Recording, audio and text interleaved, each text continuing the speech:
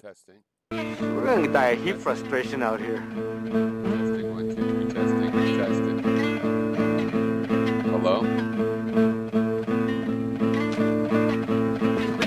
Play something else, will you please? That's desert music, man. Come on, mellow out, Desert man. music, man. We're gonna die out here. It's beautiful out here, man. Enjoy it. Okay, so it's working. All right, so, variety of things, related things. So the here and now, is an interesting concept because we really live with, our basic data is all our memories. And it seems like our basic data set is all our memories, the experiences we can remember. That's what we can reason over and think about. And and in the here and now, we're sort of etching those things. But that's also when we're doing the reasoning. That's when we're getting conclusions that later we remember making. And the weird thing is that these memories, they feel like they link us to the past. And analytically, it seems like they link us to, the past, whatever the past is. But it's funny because when you're having a memory, and it feels like you're experiencing or re-experiencing or seeing some past event, it's always happening at the present time. It's kind of like a video. You watch a movie and you say, oh, that movie was this way or that way, meaning the whole movie. But while you're watching the movie, you're just seeing this little tiny bit of it. And it's playing through, but it's always a little tiny bit of it. And when you remember, the part that's happening currently as you're watching it, and then you remember it's the same thing that's happening currently. We have this feeling of a whole experience over this long interval of time, and it seems certain that we experienced it and that memory represents, at least some or hopefully most of the time, a good approximation of what we actually were experiencing at the time. But it feels stretched out. Like, I remember that day, but when I'm saying I remember that day, I'm not taking a whole day to remember it. I'm remembering that day in a little instant. Like, I have a little, not just a snapshot of it, not a videotape, but like a little serum, drawn out of it, like it's feeling all at once. In just a few minutes, I can say, oh, I remember that day, and it's like a rush of memories, right? Okay, so with that in mind, we have this concept of a culture where, oh, I didn't change the thing. I wonder if I change it now. Probably it's too late.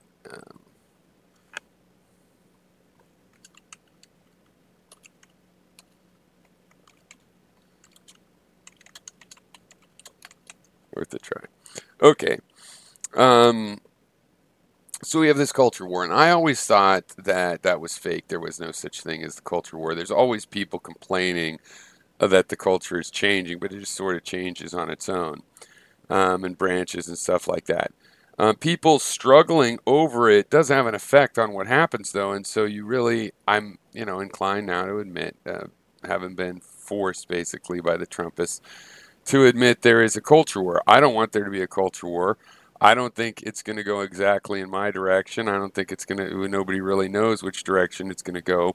On the other hand, if you're trying to get back to a past framework by which everybody, lived in accordance with a common understanding about what their role in society and their rank and everything, that's not going to happen. So that's over, and it is just going to fade away.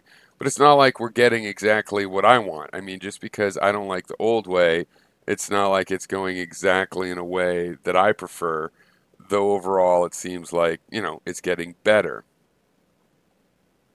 And to me, we're so obsessed with fighting it in terms of what our positions are that we want to spread our own positions. And that's fine. You could keep doing that. But it's equally important to understand that who else is out there. and that they are out there, where there's no getting rid of these other people that are out there. You're going to find out about it, and then some of the groups might be fading away, some coming into power, some staying in power, or that their current level of power, but their views are changing and evolving. And really, in all cases, it's like that. There's a little bit of all of that. And we have to just deal with it, right? That's the here and now, what we're dealing with. Whatever we think is going to be in the future, and this idea of being on the losing side of history, it's like this is our moment in history. There's no losing our moment in history just because things change in the future. Quite the opposite. Many things that are considered terrible, and I would think are terrible, like slavery. They had their moment in history when they were celebrated or whatever. They're on the losing side of history because they no longer exist. They're on the winning side in that they, controlled some period they wanted to control. And it's really beside the point about this losing side of history. We're really talking about the future decides what it thinks of the past, but the here and now is just the here and now. We're neither in the past just because we're remembering it or affected by it, and we're not in the future deciding some third point of view about what's going on now. Okay, and to me, the way around dealing with the culture war, because it's very severe, I really think it's wrong to put the babies in prisons. And if you go, well, Obama did it too. Yeah, he also drone bombed and fought wars and things like that. So that would also be bad. Though we know you're also full of shit, and that the reason it happened under Obama was sort of a low grade, regular, but also terrible thing going on, a tragedy. It's not this intentional, like treating legal asylum seekers as though they're criminals and taking their kids from them. So these are terrible things. It's hard to imagine a compromise, which is why I proposed maybe we should just split up into separate governments where we could try our own way of thinking about things. But you don't want to do that because you're still in love. You want to make this marriage work, I guess. And if we're going to do that, we have to go with statistics and science. I saw Trump in the CPAC speech, and he was saying that immigrants are arrested at 3 times the per capita of normal citizens or whatever. Now, that's not what I've read. I find that difficult to believe, especially given the source. But whatever, we could look that up. Um, I think it's more the other way around by a factor of 2. But but still, that doesn't mean we have to disagree if we're going to choose one study versus something just made up pulled out of someone's ass. There's still the fact that overall we could see the crime statistics, and to me it's like if we want to say something's a big deal, well, we can go look. Oh, 10,000 people a year die of that. How many people? We have estimates of things that we can argue about, but we also have just statistics like how many people are dying in an auto wreck. Not a huge controversy about that, and if there is, it's just a matter of counting more carefully, right? So, in some other case where maybe there's a controversy, you just count more carefully. It can be done, things that are measurable. So focus on measurable things and the statistics about measurable things, and that will tell you whether you need to spend more money on a border wall or on an opiate crisis. I believe. And recently I was being questioned about the purpose of abstract philosophy. Now, I think mostly it's people have this tendency to be fascinated about it, want to do it like myself. And I am just fascinated by ideas and sort of a cartography, that's the map making of it and placing it all, on a map.